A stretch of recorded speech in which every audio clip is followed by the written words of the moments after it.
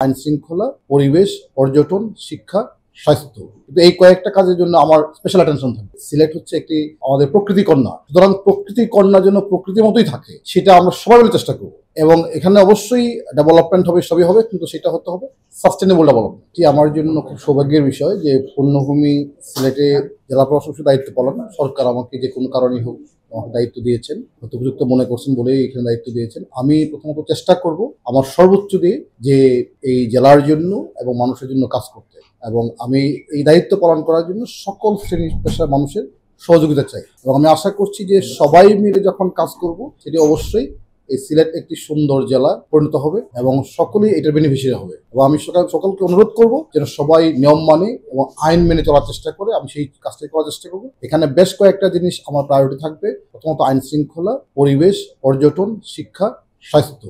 এই বিষয়গুলো আমার সকল কাজই প্রায়োরিটি থাকবে, কিন্তু এই কয়েকটা কাজের জন্য আমার স্পেশাল অ্যাটেনশন থাকবে। বিশেষ করে আপনারা জানেন যে সিলেট হচ্ছে একটি আমাদের প্রকৃতি কন্যা, সুতরাং প্রকৃতি কন্যা যেন প্রকৃতির মতোই থাকে সেটা আমরা সবাই মিলে চেষ্টা করব। এবং এখানে অবশ্যই ডেভেলপমেন্ট হবে, সবই হবে, কিন্তু সেটা হতে হবে সাস্টেনেবল ডেভেলপমেন্ট, টেকসই উন্নয়ন হবে, যাতে কোনোভাবেই কোনো পরিবেশের ওই ক্ষতি না হয়। কারণ আমি নিজেও পরিবেশের ছাত্র, সুতরাং আমি চাইবো যে পরিবেশের জন্য সুন্দর রেখে উন্নয়নটা নিশ্চিত করা যায়। সুতরাং সেক্ষেত্রে আমি সকল শ্রেণী পেশার মানুষের, বিশেষ করে এখানকার যারা রাজনৈতিক নেতৃবৃন্দ আছেন, শিক্ষিত সমাজ আছেন, এবং আমাদের এখানকার যারা মিডিয়া আপনারা যারা আছেন, এবং সকল শ্রেণী পেশার মানুষের সহযোগিতা হবে। আজকের দিনে শুধু সবাইকে সিলেটবাসীকে আমার সালাম এবং শুভেচ্ছা জানিয়ে আমি কাজ শুরু করতে চাই। আজকে দায়িত্ব নিয়েছি, আমি আশা করছি যে আমার এই সময়টা ভালো যাবে এবং আমার জন্য খুবই একটা মেমোরেবল টাইম হবে সকলের জন্য। এখানে অনেকগুলো বিষয়ই থাকবে, এখানে শুধু এটুকু বললাম যে একজন জেলা প্রশাসক হিসেবে এবং একজন মানুষ হিসেবে যতটুকু দেওয়া যায় আমি সবটুকু চেষ্টা করব। এবং আপনারা জানেন যেহেতু আমি সবাইকে আমাকে চিনেন,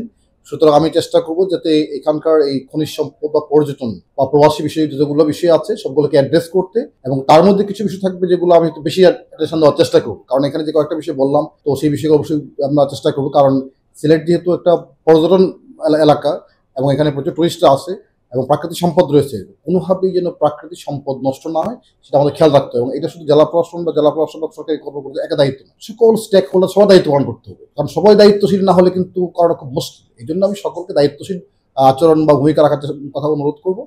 আমি আশা করছি যে সবাই মিলে কাজ করলে ইনশাল্লাহ অবশ্যই সেটা খুব ভালো থাকবে এবং আমাদের প্রাকৃতিক সম্পদ ভালো থাকবে, সংরক্ষিত থাকবে, পরিবেশ ভালো থাকবে, একই সাথে আমাদের পর্যটন নিশ্চিত হবে, পাশাপাশি আমাদের ডেভেলপমেন্ট নিশ্চিত হবে, তাতে কোনো সন্দেহ নেই। আমি তো আজকেই যোগদান করেছি, আমাকে একটু সময় দেন একটু বিষয়গুলো একটু বুঝে নিতে, দেখি কি করা যায়।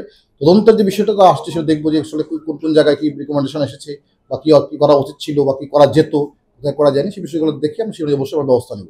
এখানে যদি আপনারা আমাদের সাথে থাকেন, জনগণ সাথে থাকে, তাহলে আমাকে যেমন দেখেছেন আমি এখনো তেমন আছি, তেমনই থাকবো। আমার একটা আনসার, যেমন দেখেছেন তেমনই থাকবো।